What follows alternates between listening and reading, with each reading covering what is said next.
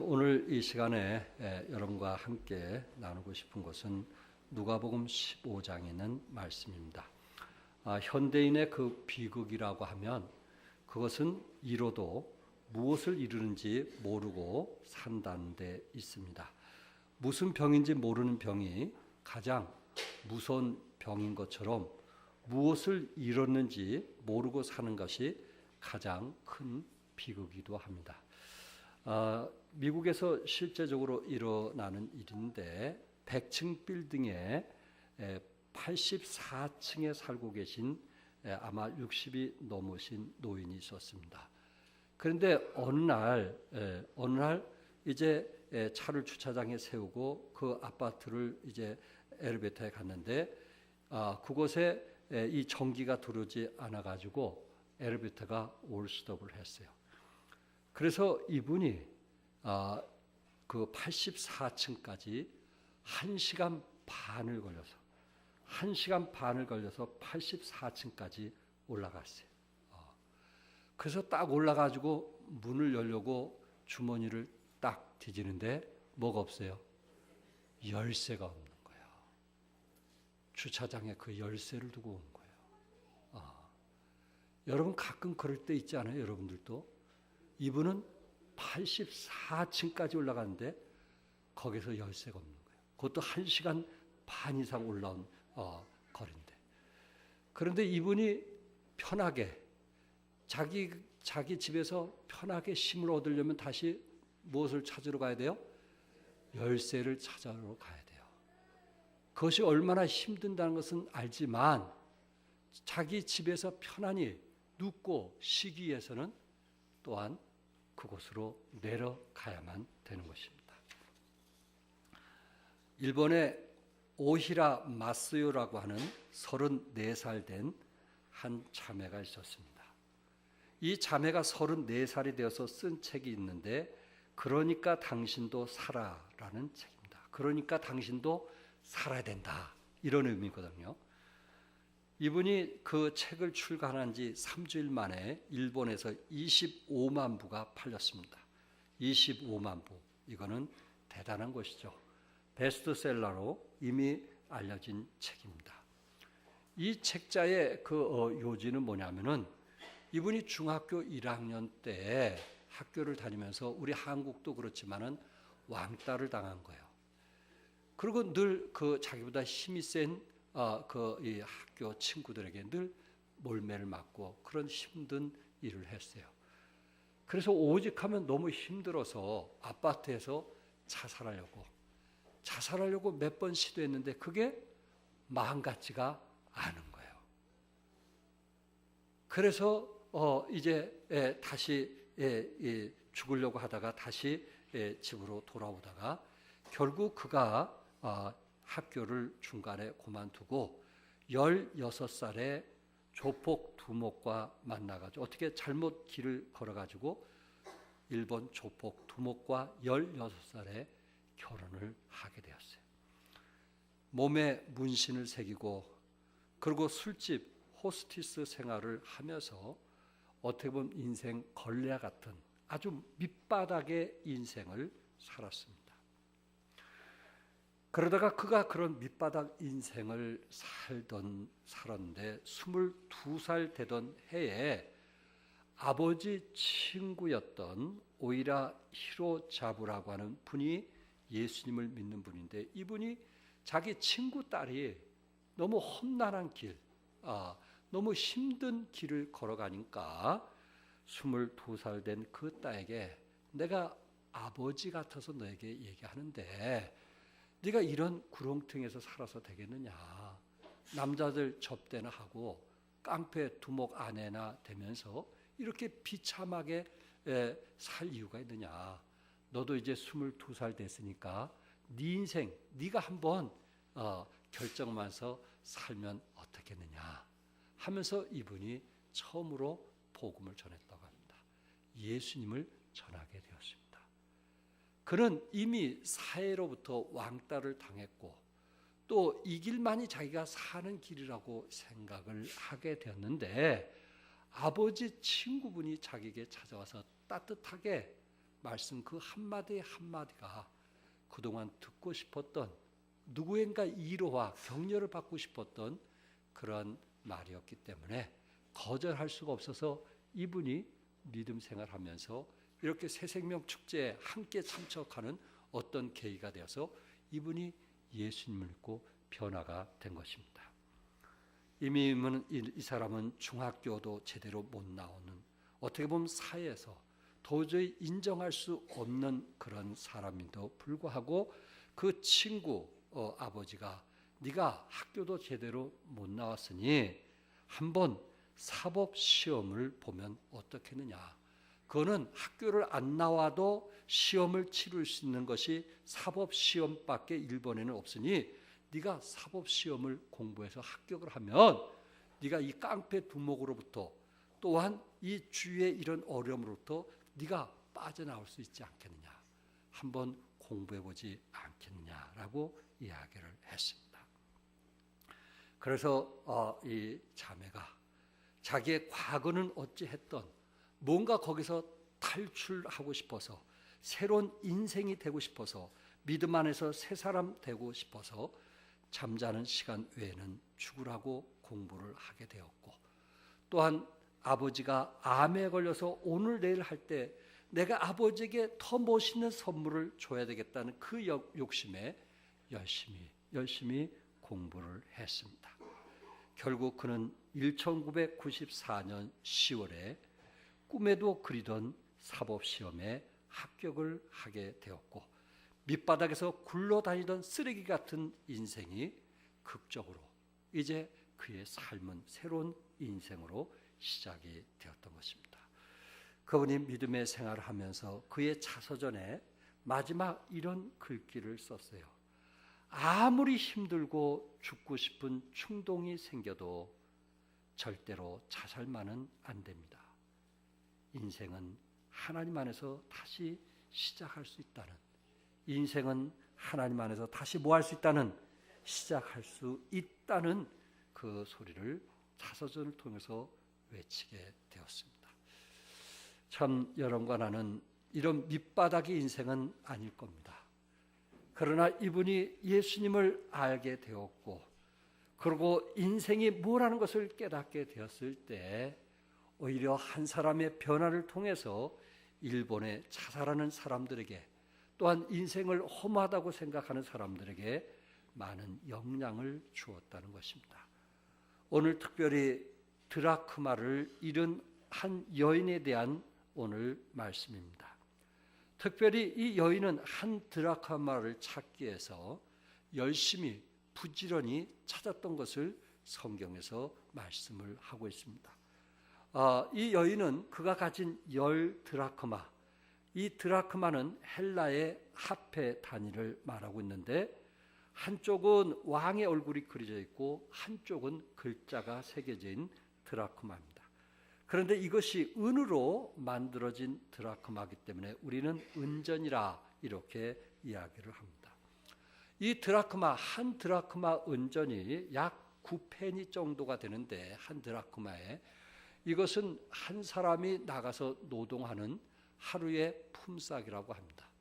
그러니까 10만 원 정도, 그런 것이 10개를 달고 다니게 되는데, 이것이 이 여인에게, 가난한 사람에게는 한 드라크마라는 것이 소중할 수 있어요. 가진 사람에게는 이것이 그냥 뭐 잊어버려도 소중하지 않을 수도 있지만은, 그러나 그 당시 유대인들은 너무 가난했고 그리고 힘들고 어렵게 살았던 사람들이기 때문에 그것이 귀할 수가 있었습니다. 그래서 부지런히 찾았다, 그렇게 말씀을 드릴 수 있고, 또 한 가지는 이것을 부지런히 찾았던 이유는 뭐냐면은, 이제 남자를 만나가지고 약혼을 하게 되었을 때 약혼 반지 대신 이 10드라크마를 이제 여자의 이마에 메고 다니게 되는 겁니다. 그래서 이 여인은 나는 누가 있다는 것을 표시하는 거예요? 신랑이 있다는 것을 표시하는 거예요. 여러분, 이 여인은 이 10드라크마를 이마에 메고 다니면서 남편과 결혼할 날을 기다리고 있는데, 한 드라크마를 잃어버렸다고 생각할 때 얼마나 마음이 아팠겠어요. 이것은 신랑을 위해서라도 신랑이 준 그 드라크마를 꼭 이제 찾아야만 되는 그런 상황에 놓이게 되어 있었습니다. 특별히 이 여인은 등불을 밝혀들고 온 집안을 뒤지며 찾게 되었습니다. 왜? 자기의 실수로 드라크마를 잊어버렸기 때문에 사랑하는 남편 될 사람을 위해서는 반드시 그 드라크마를 찾아야만 되었기 때문에 그렇습니다. 이것은 10만 원이라는 가치보다는 오히려 남편 될 사람이 주었다라고 하는 더 값 있는, 가치 있는 그러한 드라크마이기 때문에 그렇습니다. 여러분과 내가 가끔 아내에게 받은 반지가 우리에게는 그 값어치보다 더 소중할 수가 있습니다. 또한 사랑하는 사람이 뭔가 나에게 선물을 줬을 때 그것은 값으로 따지기보다는 거기에 플러스 사랑이 포함되기 때문에 우리에게 소중할 수가 있다는 것입니다. 이 여인은 한 드라크마를 찾기 위해서 등불을 켜고 집을 쓸며 찾아내기까지 부지런히 찾았다고 말하고 있습니다. 팔레스타인의 집들은요, 대부분 창문이 한 60cm 정도로 되어 있기 때문에 햇빛이 많이 들어오지 않습니다. 그리고 이들 집은 우리 집처럼 생각을 하면은 안 돼요. 오히려 이스라엘 당시 집은 이렇게 그 양이나 짐승들을 키울 때 따로 키운 것이 아니고 자기 집안에다 키웠어요. 그래서 집에 문을 열고 들어가면은 양이 있고 그 양들이나 이런 짐승들을 거쳐 들어가야 잠잘 수 있는 방들이 몇 개 있었어요. 그러니까 이런 곳에서 또한 이렇게 좀 다른 집보다 어두운 그런 곳에서 드라크마를 잃었다고 하는 것은 결국 찾는 것이 결코 쉽지 않다는 것을 너무나 잘 알고 있습니다. 그러나 이 여인은 뭐를 꼭 찾아야만 되었어요? 드라크마를 꼭 찾아야만 되었어요. 왜? 앞으로 결혼할 사람이 자기에게 준 거기 때문에 그것을 잃어버렸다라고 하는 것은 어떻게 하면 자존심이 상하는, 또한 한 사람의 그 사랑을 배반한다는 그러한 느낌이 있었기 때문에 이 여인은 그것을 찾을 때까지 찾게 되었습니다. 이처럼 우리 예수님도 한 영혼을 찾기 위해서 잃어버린 한 영혼, 지옥을 향해서 달려가는 한 영혼을 찾기 위해서 하늘의 보좌를 버리고 이 땅에 찾아오셨습니다. 그리고 십자가에 달려 돌아가셨습니다. 그리고 주위에 있는 군인들에게, 행악자들에게 비난과 조롱과 침뱉김을 당하셨습니다. 그러면서 우리 주님은 하늘을 쳐다보면서 하나님, 저들이 알지 못하고 행하는 죄들을 용서해 달라고 했어요. 저들이 알지 못하고 행하는 죄들을 용서해 달라고 했어요. 예수님은 온몸에 피를 흘리시고 그리고 양손과 양발이 이제 못에 박히셨고 그리고 허리에 창으로 찍히셔서 온 피를 쏟는 그런 과정 속에 옆에 있던 한 강도가 당신은 죄가 없으신 분입니다. 당신은 우리를 대신해서 돌아가시는 분이십니다. 나는 강도고 나는 살인자고 나는 죽어야 마땅하지만은 당신은 죽어서는 안 될 뿐입니다. 그러면서 한 강도는 당신이 가는 곳에 나도 가게 해달라고, 당신이 가는 그 하늘나라에 나도 제발 좀 가게 해달라고. 한 강도는 살인 강도였고 남들에게 저주와 그리고 비난을 받는 강도였지만은 뭔가 예수님에게 그런 고백을 하면 육체는 죽을지라도 내 영혼은 천국에서 영생 복락을 누리겠다라고 하는 그 믿음 때문에 이렇게 지금 예수님이 처참하게 비참하게 피를 흘리면서 죽어가는 그 주님에게 당신이 가시는 곳에 나도 함께 가게 해달라고 한 강도는 부탁을 했던 것입니다. 예수님은 지금 상황이 정말 말로 표현할 수 없을 정도로 힘들고 지쳐있는 상황이고 오직 힘들면은 아버지 하나님 왜 나를 버리시나이까? 어찌하여 나를 버리시나이까? 이렇게 하나님께 외치는 예수님의 심정을 우리는 볼 수 있는데, 한 강도가 당신이 가는 곳에 나도 함께 가게 해달라는 그 말에 주님이 뭐라고 말씀하신지 아시겠죠? 내가 있는 낙원에 너도 함께 있겠다. 내가 가는 천국에 너도 함께 있겠다. 살인자요, 이스라엘 백성들에게 조롱과 비난을 받는 자요, 감옥에 가두면 평생 갇혀야 할 그 죄인을 우리 주님은 저들의 죄를 마다하시고 저들의 죄를 용서하시기 위해서 이 땅에 오셨기 때문에 내가 가는 곳에 너도 함께 하시겠다고, 한 생명을 구령하는, 한 생명을 예수 믿게 하는 그 일에, 그 고통과 그 상황 속에서도 복음을 전하시는 예수님의 모습을 한번 보시기 바랍니다. 제가 새생명 축제 때 제 아내와 인천에 갔어요. 누님에게 복음을 전하기 위해서. 물론 우리 심남철 지사님 누님을 찾아뵀는데 못 찾아뵙고, 그리고 인천으로 갔어요. 오랜만에 누님에게 찾아갔어요. 그런데 누님이 조카를 보고 있습니다, 집에서.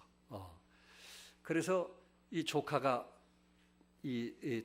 자꾸만 장난치고 떠는 바람에 한 4살 됐나요? 복음을 못 전하는 거예요.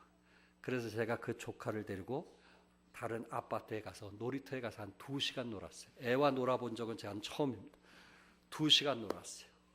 그러면서 내 아내 얘기를 들었는데, 내 아내가 고모님, 집안에서 고모님이 제가 사랑하는 분입니다.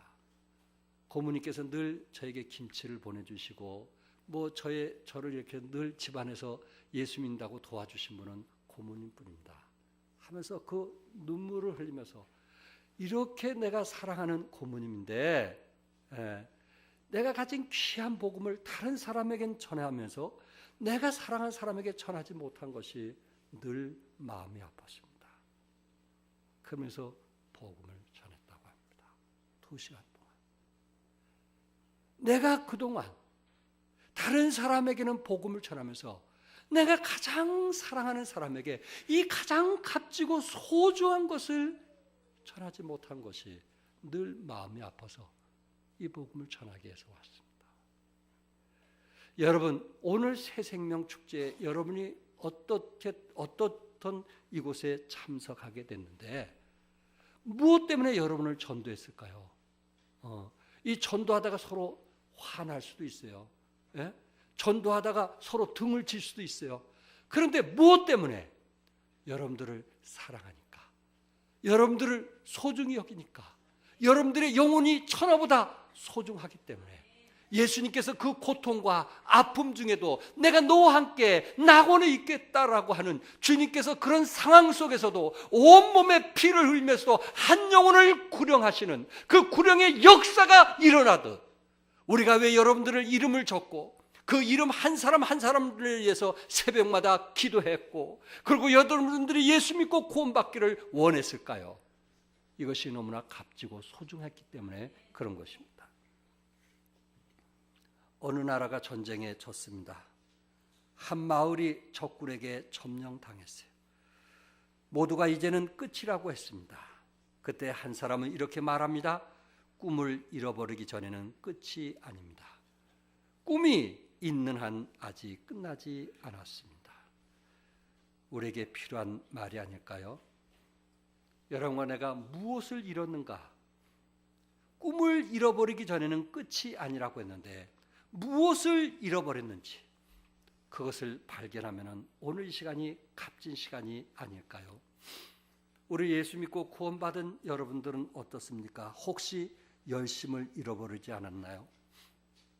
혹시 기도의 생활을 잃어버리지 않았나요? 혹시 사랑을 잃어버리지 않았나요? 혹시 건강을 잃어버리지 않았나요? 혹시 감사를 잃어버리지 않았나요? 이 여자는 한 드라크마를 찾기 위해서 최선을 다하는, 등불을 키면서 한 드라크마를 위해서 최선을 다하는, 그래서 그것을 찾기까지 최선을 다했던 것처럼 여러분은 분명히 잃었다는 것을 알았는데 내 신앙생활이 변화가 없고 성장이 없어서 내가 뭔가 잃었다는 것을 알고 있는데 나는 그것을 위해서 얼마큼 부지런히 등불을 켜면서 찾고 있느냐 하는 것입니다. 이 여인이 그 드라크마를 찾게 되었을 때 이웃을 불러서 즐거워했는데 한 드라크마가 10만 원 정도라면은 아마 이웃과 잔치를 벌린다면은 100만 원이 들 수도 있을 것입니다. 왜 이렇게 한 드라크마를 찾게 되었을 때 주위에 있는 모든 사람들을 불러서 잔치를 벌리게 되었을까요? 그 이유는 그가 원하는 드라크마를 찾았기 때문에 그렇습니다. 개역개정에는 잃은 드라크마를 찾았노라 이렇게 되어 있는데 원문이나 영어 성경을 찾아보니까 그 영어 성경의 정관사 앞에 그 드라크마를 찾았다. 그 드라크마, 잃었던 러스트, 그 드라크마 피스, 그 드라크마 한 조각을 그 조각을 찾았다. 이렇게 말하고 있어요. 그 드라크마, 자기가 원하는 드라크마는 자기 주위에도 많이 있지만은 또 남들이 야, 그 드라크마 하나 잃었기 때문에 그렇게 찾냐? 그래, 내가 10 드라크마 주마 할지라도 그 10 드라크마보다 값진 그 드라크마, 잃었던 그 드라크마를 찾아야 그에게는 비로소 안심이 되고 쉼이 되고 기쁨이 되었기 때문에 자기가 원했던 드라크마를 찾기를 원했던 것입니다. 무엇을 얘기하는가요? 남들이 잃었던 드라크마가 중요한 것이 아니고 내가 잃었던 드라크마. 하나님께서 우리를 하나님의 형상으로 창조하셨는데 죄로 말미암아 우리가 지옥 가게 되는 하나님의 형상으로 만들어진 나의 영이 회복되었을 때 그 기쁨과 즐거움은 말로 다 표현할 수가 없을 것입니다. 이 여인은 하나를 잃은 상태로는 만족할 수가 없었어요. 그가 분명히 가진 것은 몇 개가 있었어요? 몇 개가 있었어요? 10개 중에 몇 개가 있었어요? 9개가 있었어요. 돈으로 따지면 9개가 더 많은 거예요. 그러나 그는 한 개를 잃었던 그 사실에 대해서 잃은 것을 찾지 않으면 만족할 수 없고 쉼을 얻을 수 없고 기뻐할 수가 없었어요. 그는 9보다 하나를 더 귀하게 여겼기 때문에 하나가 채워져야 10이 돼야 그는 비로소 만족할 수 있기 때문에 그렇습니다. 어때요? 여러분들이 계산이 빠른 사람은 하나 잃은 거 9으로 됐지, 그런 생각을 가질 수 있지 않겠어요? 여러분의 신앙생활하면서 혹시 그런 생각 갖지 않아요? 내가 그래도 9개 있는데 하나 잃은 거 그거 대수인가? 그런 생각을 갖고 신앙생활 하지 않아요? 그래서 만족이 없어요. 기쁨이 없어요. 영적으로 충만하지 못한 겁니다. 이 여인은 잃은 하나를 찾게 되었을 때 10개가 되었을 때 비로소 그는 만족한 신앙생활을 할 수가 있는 겁니다. 그래서 잃은 것을 찾았던 것을 우리는 보게 됩니다. 어린 소년이 있었습니다. 라이언 화이트라고 하는, 이 라이언은 13살 된 아이입니다.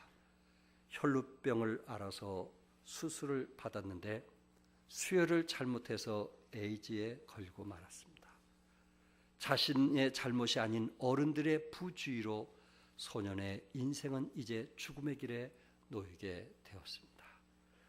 그가 죽는다는 것을 알면서도 누구를 원망하거나 불평한 것이 아니고 변함없이 늘 밝게 학교의 생활을 하게 되었습니다.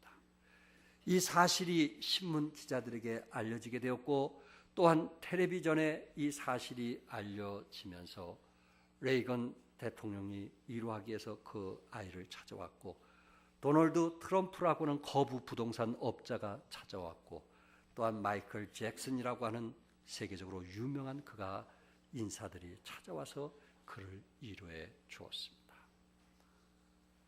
라이언은 그 후 5년 동안 살다가 18살에 죽게 되었는데 그 소년이 죽기 전에 아버지가 너무너무 미안한 겁니다.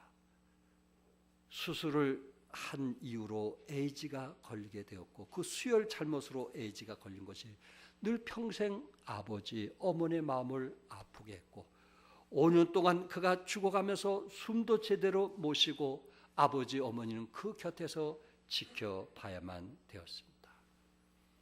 그래서 마지막 운명할 때 아버지가 한 얘기가 뭔지 알아요? 사랑하는 아들에게 아들아, 내가 너에게 다른 사람들처럼 아무 선물도 주지 못한 거 미안하구나.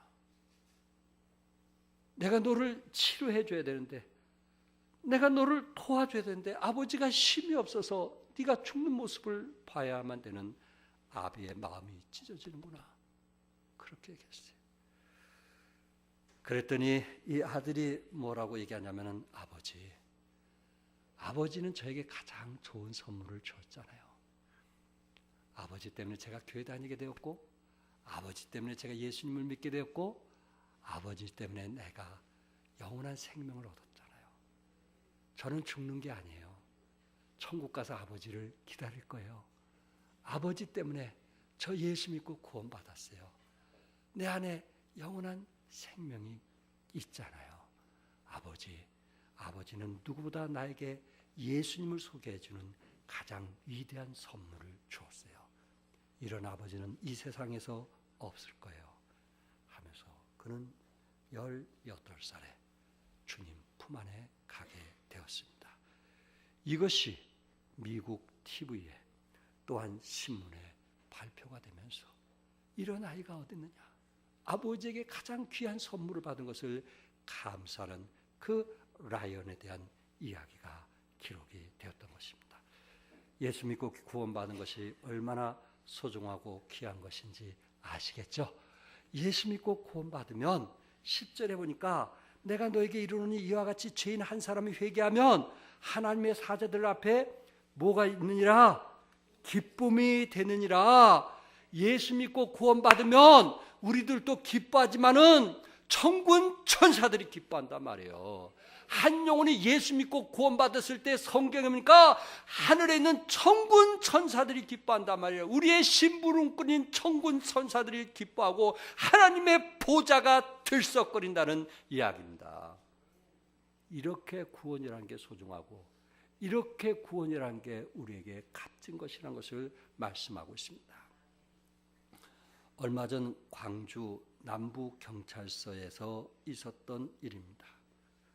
남부경찰서 구내식당에서 있었던 일인데 어떤 남자아이가 엘리베이터를 타고 가면서 그 비슷한 여고생을 성폭행하고 금품을 빼앗아간 사건입니다. 부모로서는 얼마나 화가 나겠어요.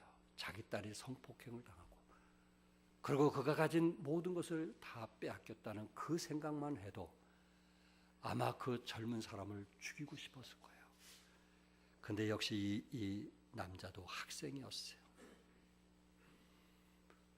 근데 피해자였던 어머니가 하루는 식당에서 그의 어머니를 만나고 싶었던 거예요. 그러면서 뭐라고 얘기했냐면은 당신도 사랑하는 아들을 감옥에 보내서는 안 되지 않겠느냐. 그러면서 나의 조건을 들어주면 내가 그 아이를 풀어주겠다고 얘기했어요. 그 조건은 이런 겁니다. 교도소에 가지 않도록 합의서를 쓸 테니 당신이 나에게 보상할 만큼 최대한 보상하라. 그것이 얼마가 되었던 그러나 그 액수를 결손 아동 돕기 기금으로 기탁해 주기를 원했어요. 액수를 나는 따지지 않겠다. 당신의 성의를 보고 싶다. 또 한 가지, 내가 좋아했던 책을 읽기를 원한다. 참회록, 노인과 바다, 마음을 열어주는 101가지 이야기, 걸어서 지구 세 바퀴 반. 이 책을 읽고 그리고 독후감을 써가지고 담당 형사에게 제출하면 내가 더 이상 아들의 죄를 묻지 않겠다. 정말 쉬운 일이 아니잖아요. 그러면서 당신 아들도 마지막 예수 믿기를 원한다. 예수 믿기를 원한다. 사고를 낸 아들의 어머니는 눈물을 흘리면서 말합니다. 아들이 마땅히 처벌받아야 할 죄를 저질렀는데도 불구하고 이처럼 배려해 주신 것에 대해서 감사합니다. 감사합니다. 그러나 나는 내 딸을 사랑하던 당신의 아들도 사랑하니 꼭 이런 기회를 통해서 주님을 알기를 원한다. 꼭 교회를 가기를 원한다고 했습니다. 조선일보 기자가 결론을 이렇게 내렸습니다. 자신의 딸에게 상처를 준 남의 아들까지 감싸 안고 어떻게든 올바른 길로 인도하려고 하는 김 씨의 노력은 우리에게 신선한 충격이요. 그리고 그가 믿는 예수님 없이 어떤 이런 일을 하겠는가? 그가 믿는 신앙 없이 어떤 이런 일을 이 세상에서 할 수 있겠는가? 신선한 충격이요. 그가 믿는 하나님이 아름답다라고 하는 고백을 했습니다. 믿는 사람에게는 뭔가 다름이 있어야 되지 않겠는가? 분명히 예수 믿는 사람에게는 변화가 있습니다. 결국 예수 믿는 사람은 성령님을 통해서 우리의 마음을 변하게 해 주십니다. 그래서 우리가 예수님을 믿는 것입니다. 미국 대통령으로 재임 시절에 가장 정치를 못하였다고 평을 받은 이가 카터 대통령입니다. 그런데 그는 노벨 평화상을 받았어요. 오히려 대통령을 그만두고 노벨 평화상을 받았어요. 상 중에서 가장 권위 있는 상이 노벨상이고 노벨상 중에 가장 부러워하는 상이 평화상입니다. 이분이 노벨 평화상을 받게 되었어요. 이분은 미국의 침례교회 이제 그 집사로서 한국의 대통령으로서 방문하게 되었을 때 주일날 여의도 침례교회에 참석하게 되었고, 그때 당시 담임 목사였던 한견 목사님이 내가 당신에게 부탁 하나 있습니다. 이 나라 대통령에게 꼭 복음을 전해 주십시오 라고 했다고 합니다. 그랬더니 카터 대통령이 말하기를 내가 그 일을 위해서 이곳에 왔습니다. 그러니 염려하지 마십시오. 그리고 그 훗날 박 대통령을 만나게 되었고, 이제 카터 대통령이 박 대통령에게 예수를 믿으라고 복음을 전했다고 합니다. 그 후에 이분이 미국에 돌아갔을 때 기자들이 뭐라고 했냐면 카터 대통령을 비난하면서 어떻게 종교 문제를 얘기할 수 있느냐, 국산 문제를 가지고 온 사람이 어떻게 종교 문제를 가지고 논할 수 있느냐 하면서 한국의 기자들이 비난하기 시작했다고 합니다. 그랬을 때 카터 대통령은 이런 말을 했다고 합니다. 나는 미국 대통령으로 박 대통령과 회담하는 공식 시간에는 국산만 논의했다. 정치, 외교, 군사, 경제 문제를 심도 있게 다뤘다. 그리고 개인적인 시간에 예수 그리스도를 전했을 뿐이다. 내 자유로운 시간을 내 마음대로 사용할 권리가 대통령에게 없단 말이냐. 그 말을 들은 후 더 이상 한국 기자가 말을 하지 않았다는 것입니다. 카터 대통령은 국사 외에는 자기가 개인적으로 누구를 만나든지 뭘 전했어요? 복음을 전했습니다. 국사로 온 것을 알면서도 개인적으로 박정희 대통령도 예수 믿고 구원받기를 원했던 것입니다. 지금은 유경재단 이사장으로 있는 박근혜 대통령 바로 동생인 박근영 씨, 유경재단의 이사장으로 있는데 이 부부가, 신동욱, 박근영 이 부부가 개척교회, 우리 교회보다 작은 개척교회 가서 아주 열심히 섬기고 봉사하고 있습니다.